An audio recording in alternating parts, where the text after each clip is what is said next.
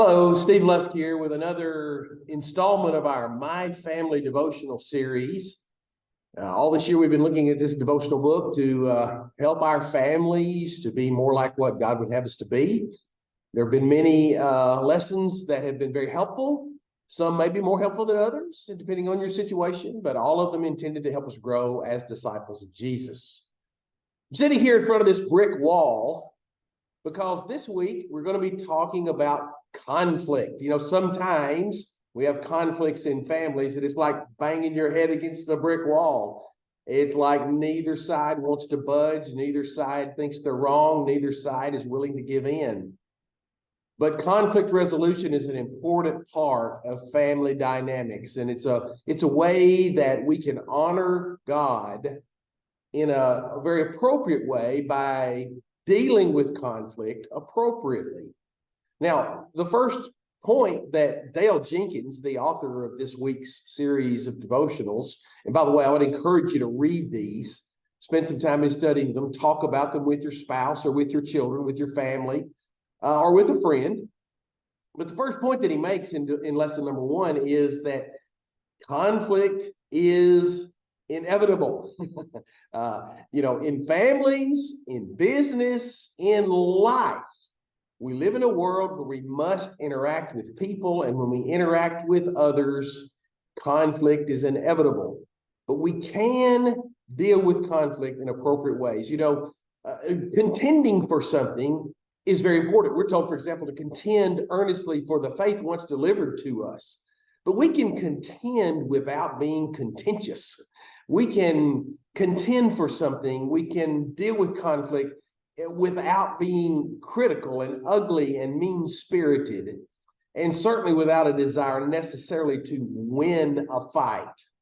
That's not the appropriate way to deal with conflict. So the first point that we need to make is that conflict is going to be inevitable, and we need to deal with it in a way that ultimately brings glory and honor to God, rather than harming other people, harming relationships. Not all conflict is bad. Sometimes it's good. We need people to confront us. We need people to hold us accountable. We need people to challenge us on some things. But there's a right way and a wrong way, a good way and a better way and a best way to do that. And so contend, but don't be contentious. Secondly, the second lesson is about, if only our kids were little. It deals with conflict with children as they grow older. We take care of our children when they're babies, when they're young, and we teach them and we train them. And the whole idea is that they're going to have a mind of their own, and we want to prepare them and equip them to be able to make good decisions. But inevitably, they're going to challenge us. They're going to challenge the choices that we would make for them versus the choices that they will make for themselves. Again, we can fight about that. We can bang our heads against this wall, as it were, or we can value the fact that our children are independent. My kids are grown, and I've got grandkids now, but as some of you know. But the fact is, kids will always disagree. They'll always take a slightly different route, a slightly different direction than you might have.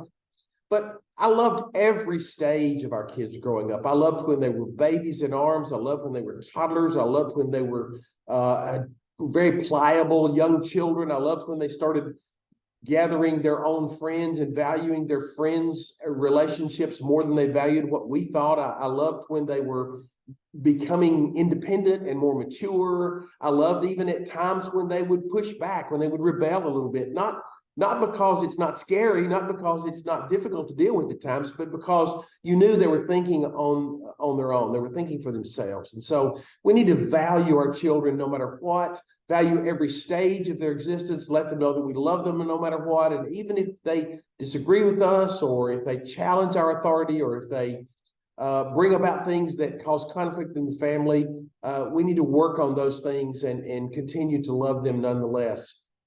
Now, that raises the question, what about when a child chooses differently than what you would have them choose, at least in terms of the direction of their lifestyle? And this is certainly a difficult kind of conflict to deal with. And Jenkins suggests a couple of things. First of all, be very forthright in assuring our children, even our grown children, of our love for them. God doesn't cease loving us just because we make bad choices. And it's not a failure for you as a parent if a child makes a bad choice, because that sort of mitigates the free will that God has given to every person. But we need to always love that person no matter what, with a no matter what kind of love. And so continue to love that child, while at the same time reminding them there are some standards, there are some values, there are some priorities that God would have us to set and hold to, that we're going to hold to no matter what. And yes, we still love you. We might disagree with you, and we can do that in a loving and caring way, but never give up that love, because God's never given up that love for us. And then thirdly, there's a question that sometimes causes conflict in families, and especially if a child or a young person is submissive to the will of God, but his or her parents are not. And so the question is, if my parents aren't obedient to God, if they are choosing a direction other than a godly one, do I have to continue to honor them? And the fact of the matter is, as Jenkins points out, yes, we do. We honor our parents no matter what. Now, if our parents ask us to do something that conflicts with God's will, that causes us to sin, then that's when we choose a different path. But we still honor our parents because they brought us into this world. They blessed us in so many ways. They've taken care of us when we were little, when we couldn't take care of ourselves. And they've been there for us through thick and thin. And even if we don't agree with them 100% as adults or as older children, then we still honor them no matter what. That's a very fine line, a very careful line to walk. And then finally, he deals with conflicts with our spouse. And certainly, in terms of the family dealing with conflict, it really begins with the way mom and dad deal with conflict. And using all these principles that we've talked about, loving one another no matter what, even if you disagree, understanding that conflict can be a good thing. It can bring about change and progress and can call us into account. All of those things, taking time to deal with that conflict and not just sweeping it under the rug. All of these things matter. But the parents, mom and dad, set the tone for dealing with conflict in the family.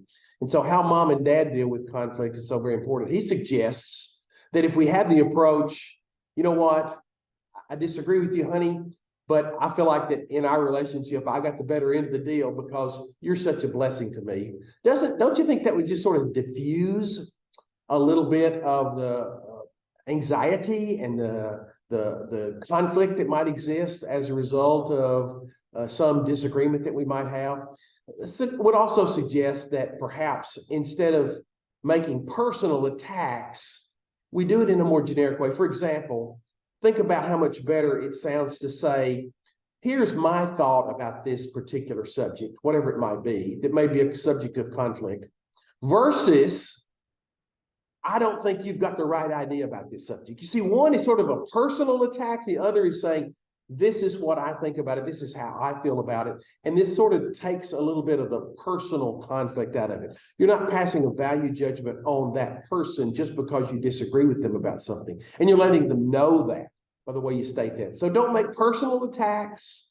If there's an issue that needs to be dealt with, deal with the issue and not drive a wedge between personal relationships. Well, family conflict is real. It starts in marriages. It deals with children and sometimes extended family as well. And conflict is an inevitable part of life.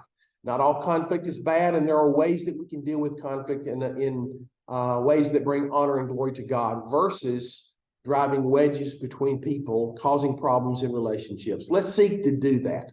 Let's manage conflict in an honorable way. You know, here at the Red Bank Church of Christ, we're for your family. We're for your desire to please God and to do what He would have you to do, to be a follower of Jesus Christ. If we can help you in that regard, then please let us know. Give us an email, give us a call, come visit us. We'd love to see you. If there's anything we can do to help you, please make it known. Thank you for joining us today. God bless as you deal with conflict in your family.